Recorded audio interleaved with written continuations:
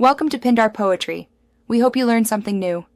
You're starting with VoiceOver active. Here's the first move. Hold the phone steady and wake the screen.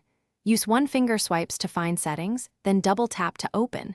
Remember, a single tap only selects, double-tap activates. Once settings opens, navigate by swiping through main sections until you land on accessibility. Keep the pace calm so you don't overshoot items. This immediate action gets you into the right app where the VoiceOver toggle lives. Once in accessibility, move deliberately. Swipe until you hear VoiceOver announced and double-tap to open its settings. VoiceOver's page lists a top switch labeled VoiceOver. That's what you need. To toggle off, select the switch with a single tap and then double-tap to change its state. Make sure you listen for the confirmation that VoiceOver is turning off. If you prefer, use the accessibility shortcut by triple-clicking the side or home button.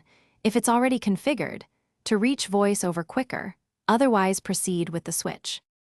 Now finish by double-tapping the VoiceOver toggle to set it to off. You should immediately regain normal touch behavior.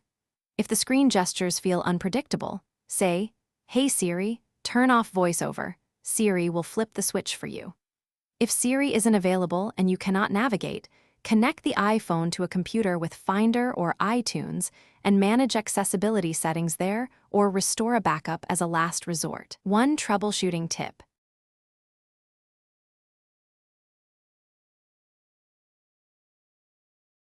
Thanks for watching. Consider subscribing if we helped you.